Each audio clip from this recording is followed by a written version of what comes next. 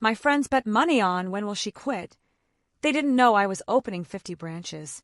What if your closest friends didn't believe in you, not even for a second, and thought you'd quit the moment things got tough? What if they placed bets on how soon you'd give up, assuming you weren't strong enough to see things through? Hey, my name is Scotty. I remember the day like it was yesterday. The weight of their laughter, the sound of my friends' voices echoing in my head, betting against me like I was some kind of joke. When will she quit? They asked, laughing as if it was the most predictable thing in the world. They didn't get it, though. They never did.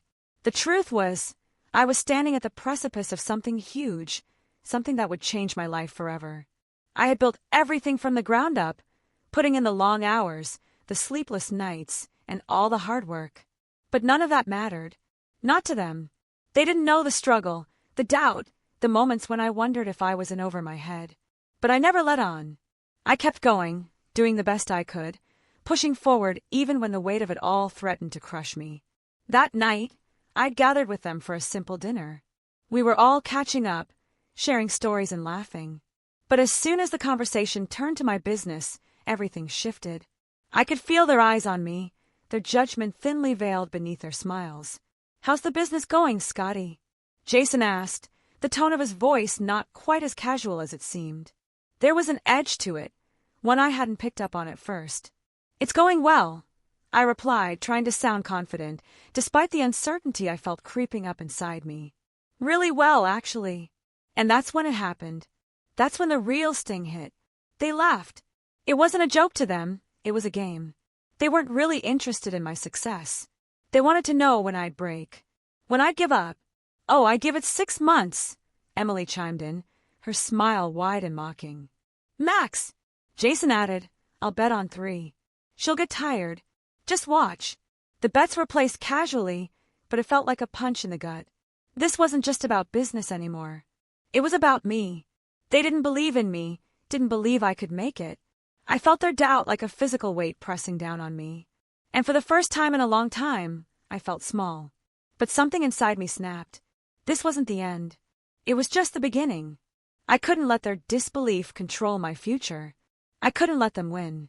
This wasn't just about proving them wrong. It was about proving something to myself. I had come too far to let their bets become a self-fulfilling prophecy. As I left the dinner, the words kept echoing in my head. "When will she quit?" It stung, but the more I thought about it, the more fuel it gave me. I wasn't about to quit.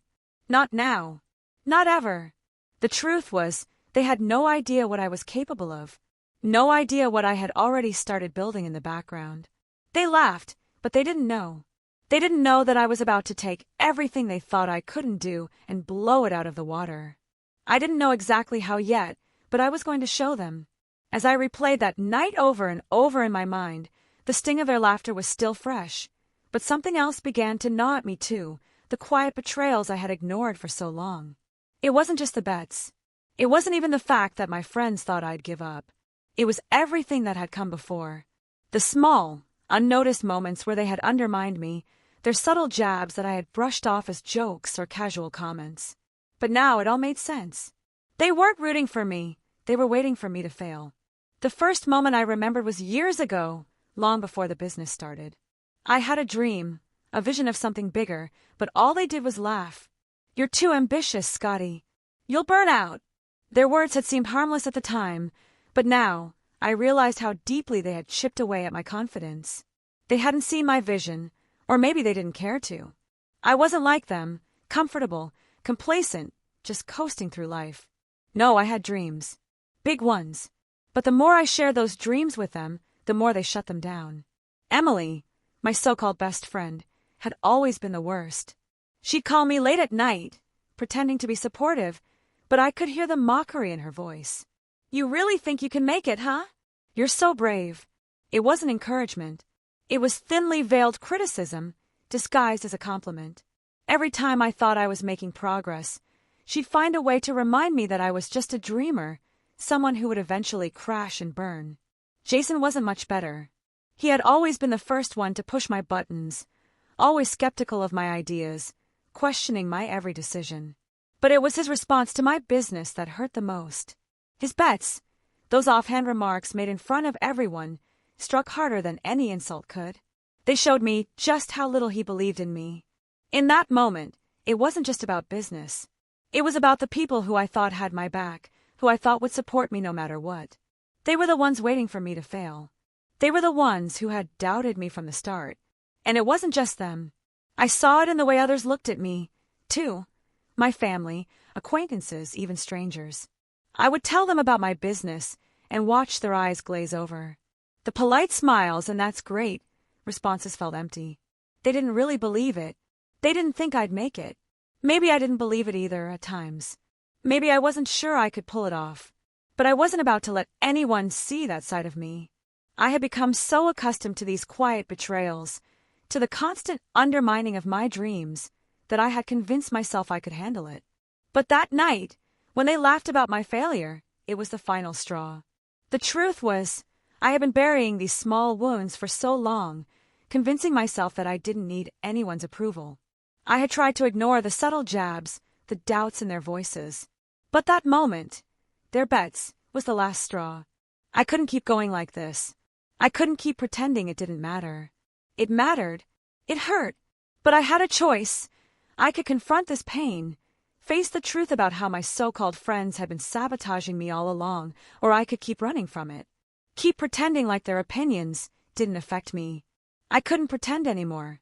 I didn't know how I would do it, but I knew I had to stop running. I had to confront these hidden wounds. Could I confront the hidden wounds, or would they remain buried forever? It wasn't just about proving them wrong anymore. It wasn't about the bets or the laughable doubts they had cast on my dreams. It was about me, about reclaiming my power, my voice, and my future. For so long, I had let them define me, to push me into a corner where their doubts became my truth. But no more. I was done with that. The thing about feeling small is that, eventually, you get tired of it. You get tired of the whispers behind your back, the fake smiles, the ones who look at you and see someone who doesn't belong. That night, I had heard their bets, their mocking tones, and the anger inside me had finally ignited into something more. Something fierce. I had spent too long doubting myself. I wasn't going to let anyone else do that for me anymore. I couldn't let it continue. Not like this. I knew I couldn't control how people saw me. People would always have their opinions. But what I could control was how I responded, the way I stood up to them, the way I walked forward, no matter what they thought. I needed to do something that would prove to them, and to myself, that I wasn't the person they thought I was. I wasn't a failure. I wasn't weak. I was Scotty, and I had something big brewing inside of me, bigger than any of them could have ever imagined. The idea had been swirling in my head for a while, but after that night, it became clearer. I was going to do something they would never expect. I would take everything they said about me, everything they thought about me, and use it to fuel the fire. I wasn't going to quit. I wasn't going to fade away. I was going to show them exactly what I was made of. I decided then and there. I wasn't just going to keep pushing forward with my business. I was going to take it to a level none of them would be able to ignore. I wasn't going to open one branch or two. I was going to open 50. 50, that was the number that would set the stage for my comeback. That was the goal that would make them see me, not as the girl who might give up, but as a woman who knew exactly what she was doing. It wasn't going to be easy. There were so many obstacles in my way, financial, emotional, and mental. I had always been the underdog, the one people doubted. But now I was ready to own that, to lean into it. I didn't need their approval. I had myself, and that was enough. The thing that scared me the most, though, was the fear of failure. It had haunted me for years. What if I couldn't do it? What if I really did quit? What if I wasn't cut out for this? The doubt crept in, like an old friend, whispering its familiar, unsettling words. But then, I remembered their laughter, their bets, their doubt, and in that moment, the fear didn't seem as powerful anymore. Because I knew, deep down, that the only way to prove them wrong was to do the thing they said I couldn't. To rise above their doubt and show them that Scotty wasn't someone to be written off. I was terrified, yes. But for the first time, I realized that fear wasn't something I had to run from. It was something I could use. The choice was clear. I could keep living in their shadow, letting their doubts define me, or I could step into the light and create something of my own. So I chose to act. I chose to take control of my own story. Could I find the courage to change my life, or would I hesitate when it mattered most? I didn't know yet, but one thing was certain. This was my moment to start proving them all wrong. I knew that taking control meant more than just setting goals and working toward them. It wasn't just about trying to build something bigger than anyone expected. It was about doing it in a way that made everyone who doubted me realize how wrong they were. But I wasn't going to rush into this blindly. No, this time I would be smart. I would plan every step with precision. If I was going to prove them wrong, I had to be strategic. The idea of opening 50 branches came to me in a moment of clarity, but as soon as it did, the enormity of the task set in. I could already hear their voices. She's in over her head. She'll never make it. The doubters, the ones who said I couldn't, were still in my head. But now, instead of letting those thoughts intimidate me, they drove me. I would turn their disbelief into the fuel I needed to make this dream a reality. I spent the next few days consumed by the plan. First, I had to figure out how to scale my business, how to take the small, intimate operation I had created and turn it into something that could sustain 50 locations. I wasn't a rookie anymore. I knew the first steps, the ins and outs of the business. But this was something bigger. This required partners, investors, and a hell of a lot of strategic planning. I broke the plan down into manageable pieces. First, I'd need to secure the capital. I wasn't naive. I knew I didn't have the kind of funds required to open that many branches on my own. So, I began looking for investors who shared my vision, who would see the potential in the dream I was building. But I didn't just want any investors. I wanted people who would trust me, who would see the value in my vision and push me to be better. Second, I had to make sure my business infrastructure was scalable. This wasn't just about having more locations. It was about maintaining the quality and integrity that had gotten me this far. If I spread myself too thin, everything I'd built would crumble. I started outlining everything: operations, staffing, training, and technology that would help streamline the process. Every detail mattered. And then there was the marketing. I had to make sure people knew what I was doing, that they saw the ambition behind it. The story I had to tell wasn't just about opening 50 branches. It was about proving that I could do it. And more than that, it was about showing everyone who had doubted me that I was capable of so much more than they ever thought. I wanted to take them by surprise. I didn't want to tell anyone too soon. I wanted the first location to open and create a ripple effect that would leave everyone stunned. When they saw that I wasn't just talking about my dreams, I was living them, they wouldn't be able to ignore me. The plan was coming together, piece by piece. But as I sat there, poring over spreadsheets and business plans, a nagging doubt still whispered in the back of my mind. What if it didn't work? What if I failed? But this time, the fear didn't paralyze me.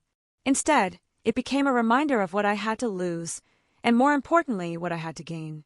I wasn't just building a business. I was building a legacy, one that would stand as a testament to my determination. I knew the risks. I knew the challenges. But I also knew that if I didn't take this chance, I would always wonder, what if? Would I feel victorious when it's over, or will the consequences leave me feeling empty? I didn't have all the answers, but I knew this was the only path that would prove I was more than just a name they laughed at. This was my chance to silence the doubters for good. The first day of my new venture was a blur. There were endless meetings, calls, and emails. But the real excitement, the one I had been building toward, was about to unfold. It was time to open the first branch. Not just any location, but the beginning of something much bigger. It was my chance to show everyone, my friends, my family, the people who had laughed at me, that I wasn't just a dreamer. I was a doer. The grand opening was scheduled for a Saturday morning. I had spent the past few weeks preparing, everything down to the smallest detail. I wasn't just going to open a store, I was going to make sure it was perfect. The brand new location had a sleek design, a modern feel, and a team that I had carefully chosen. I wanted this opening to be a success, not only for me, but for the people who had believed in me from the start. I needed to prove that I could make it, no matter the odds. As the day approached, I found myself filled with a mixture of excitement and dread. I couldn't help but wonder, what if this wasn't enough? What if opening one branch wasn't the grand statement I had hoped for? What if my friends saw it as just a small step and laughed it off as a fluke? I couldn't let that happen. I had to do this in a way that they would never forget. When the morning of the opening arrived, I stood outside the doors, watching the staff get everything ready. The air was thick with anticipation. Customers started trickling in, drawn by the buzz around the launch. I greeted them personally, making sure they knew that this wasn't just another store. It was a reflection of everything I had worked for, everything I had fought against. Every person who stepped through those doors was a step toward proving the doubters wrong. And then, just as I had expected, my phone buzzed. It was a text from Emily. "How's the opening going?" she wrote, her words practically dripping with passive-aggressive curiosity. I wasn't surprised. Emily was never the first one to offer her support, but she always found a way to poke at me when it seemed convenient. I didn't respond immediately. Instead, I focused on the moment, on the grand opening. I wasn't going to let her or anyone else distract me. As the day unfolded, I felt a surge of pride. The store was packed, the team was running smoothly, and I could see the future I had been dreaming of slowly coming to life. This was just the beginning, but it felt monumental. This was the moment that would prove to me, and to everyone else, that I wasn't just a small-town girl with big ideas. I was a businesswoman, and I was going to make it. Later that evening, as I sat in my office, watching the team clean up after the successful day, I felt an overwhelming sense of accomplishment. But then the phone buzzed again. This time it was Jason. "Impressive for one store. Can you keep it up?" his message read. It was so typical of him, always making sure to remind me that no matter what I did, it would never be enough. I took a deep breath, fighting the urge to let his words get to me. But it was hard not to. This was the person who had bet against me, who had doubted me from the start. This was the person who thought I would fail. His message wasn't congratulatory. It was just another jab, a reminder that no matter how hard I worked, there would always be someone like him trying to bring me down. But in that moment, I realized something. This wasn't just about him. This wasn't just about Emily or anyone else. This was about me proving to myself that I was capable of doing something extraordinary. And I had already done it. One store was a success, and now it was time to take that success and build on it. I wasn't going to respond to Jason. I wasn't going to waste my energy on people who didn't see my value. Instead, I picked up the phone and made a call to my investor. "We're ready for the next one," I said, feeling a newfound confidence in my voice. It wasn't just a response to their doubt, it was a declaration. This was only the beginning, and I was just getting started. But as the night wore on, I couldn't shake the thought in my head. Was I really proving something to them? Or was I just trying to convince myself? The fear of failure still lingered, even as I stood at the precipice of success. Would I feel relieved after this, or would it leave me questioning everything I had worked so hard for? The weeks that followed the opening were a whirlwind. The first branch was a success, but with every new milestone, the weight of the pressure seemed to grow heavier. I opened more locations, pushed through the sleepless nights, the endless meetings, the constant juggling of demands. It was everything I had dreamed of, and yet it was more exhausting than I could have ever imagined. For every victory, there was a quiet voice in my head that whispered, "Is it enough?" Every time I opened a new store, the satisfaction of proving my friends wrong started to fade. It wasn't the external doubt that bothered me anymore. It was my own internal struggle. I had proven them wrong, sure. I had built something they never thought I could. But at what cost?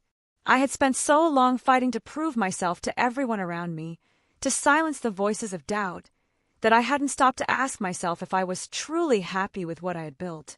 I had sacrificed so much: time, relationships, my own peace of mind. The more I opened, the more I grew distant from the people who had once been my closest friends. Emily and Jason, the ones who had once mocked me, had now become ghosts in my life. I didn't need them to validate me anymore, but I couldn't shake the feeling that in proving them wrong, I had lost something else. It wasn't just about the business anymore. It wasn't about the locations, the deals, or the endless hustle. It was about the person I had become. Was I still the woman I was before? The woman who started this journey with a dream in her heart and a fire in her soul? Or had I become someone entirely different? Someone driven by revenge, by the desire to prove a point, to satisfy the expectations of everyone who had doubted me? There were nights when I couldn't sleep, when I lay awake staring at the ceiling, wondering if I had truly found success, or if I had merely created a gilded cage for myself. Each new achievement felt empty as soon as I reached it. The doubts that I had once shoved to the back of my mind began to surface. What if this was all for nothing? What if, in trying to prove my worth to others, I had lost sight of my own? The turning point came one evening after a late-night meeting. I had just signed the lease for my 50th location. As I stood in the empty office, a strange emptiness washed over me. I had done it. I had achieved what no one thought was possible. But the victory felt hollow. I had thought opening 50 branches would be my ultimate triumph, the moment when I could stand tall and say, I made it. But as I stood there alone, I realized something crucial. I didn't need to prove anything to them anymore. I had done it. I had succeeded, but I had done it for the wrong reasons. I had used their doubt as fuel, but I was exhausted. I was ready to move past the need to prove myself. I needed to find peace within myself. True success wasn't about making them regret their bets. It wasn't about how many stores I opened. It was about how I felt about the journey, how I felt about the person I had become. So I made a choice. I started to take a step back, to reconnect with myself. I still had the business, still had the empire I had built, but I wasn't going to let it control me. I wasn't going to let the doubt, the anger, or the need for validation drive me anymore. I needed to rebuild, but this time, it wasn't about revenge. It was about me, about finding peace in my own skin. And as I sat there, reflecting on everything I had accomplished, I realized something important. I had finally taken control of my own narrative. I had proved to myself that I was strong, capable, and resilient. But now, it was time to let go of the past and move forward. Has revenge really brought me peace? No. But this journey, this fight to reclaim my voice, had given me something far more important, a sense of self, a deeper understanding of my own worth. And now, I was ready for the next chapter.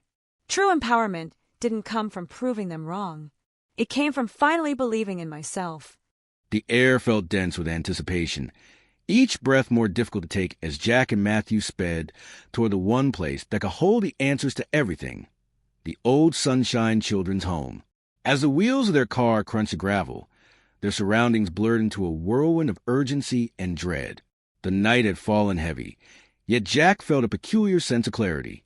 The chase of the truth, the discovery of his father's insidious manipulations, the uncovering of his father's attempts to control not just Jack, but the lives of the children caught in his empire. This was it, the moment he had been relentlessly searching for. But Jack couldn't shake the gnawing feeling in his gut. Elizabeth, his twin sister. She was out there somewhere, and Richard, his father, had spent years hiding her from the world. Had she been living under another name? Or had she been hidden away like Emily, manipulated, kept in the shadows, her identity twisted for some greater, unimaginable purpose? These questions were spinning in Jack's mind, keeping him awake during their sleepless drives, gnawing at him, pushing him forward. Matthew remained silent beside him, sensing the gravity of the situation. They had been over the evidence, piecing it together, but Jack knew it wasn't enough. They couldn't just expose Richard. He had to be stopped. The clock was ticking, and the truth about Emily's identity, her real mother, the twisted history behind her family. It all hung in the balance. The dilapidated building of the Sunshine Children's Home loomed ahead, its faded exterior mocking the lives it had ruined, the memories it had erased. Jack's heart tightened as he steered the car toward the entrance, the headlights illuminating the long-forgotten structure. The place felt like a graveyard of lost children and untold stories, a fitting representation of his father's legacy. Richard had buried so many truths here, but Jack was determined to unearth them all. They stepped out of the car, the night air cold against their skin. Jack's senses sharpened as he looked around. This was where it all began. The first layer of deception, the place where his father's obsession with control and power took root. Jack had spent his entire life under his father's shadow, playing a game he never chose, all for a man whose only love was power.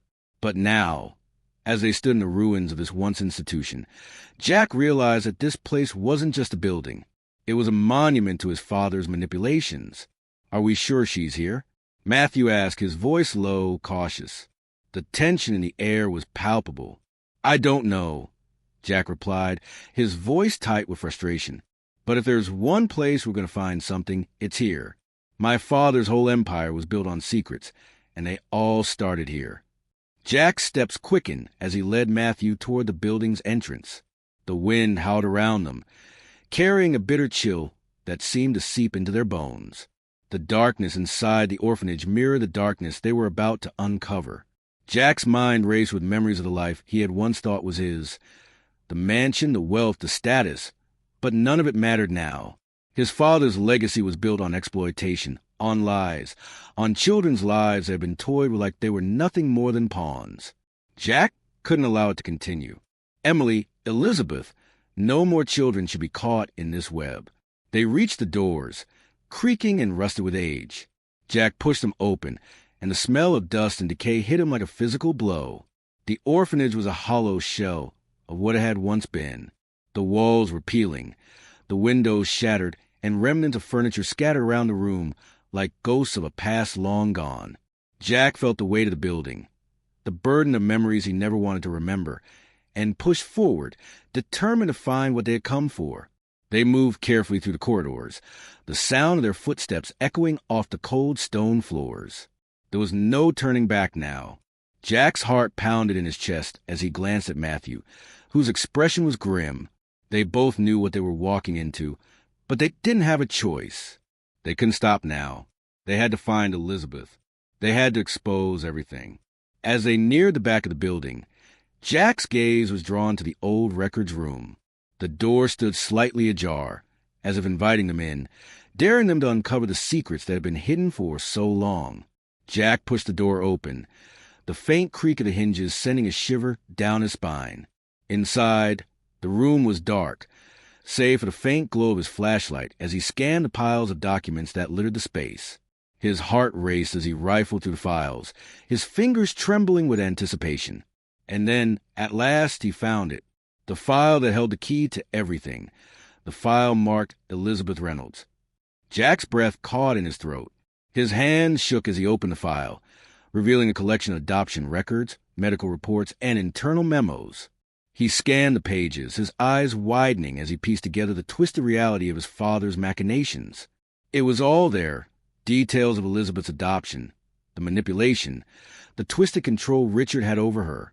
There was even a note scrawled at the bottom of one page, subject to be monitored until age 18, if necessary, to be inserted into the Reynolds legacy as a contingency plan. Jack's heart hammered in his chest. He had always known his father was cold, calculating, but this was something far worse. Elizabeth had been nothing more than a backup plan, a tool to ensure that Richard's empire would continue even if Jack failed. The realization hit Jack like a punch to the gut. "This is insane," Jack muttered, his voice shaking with disbelief. He never even saw her as a person, just an asset. Matthew was silent beside him, his face hard with anger. "We need to find her, Jack. We need to get to her before Richard does." Jack nodded, determination flooding through him. "We will, but first we need to confront him. We need to expose everything. We can't let him keep this up anymore." Suddenly, the sound of footsteps echoed in the hall, growing louder and closer.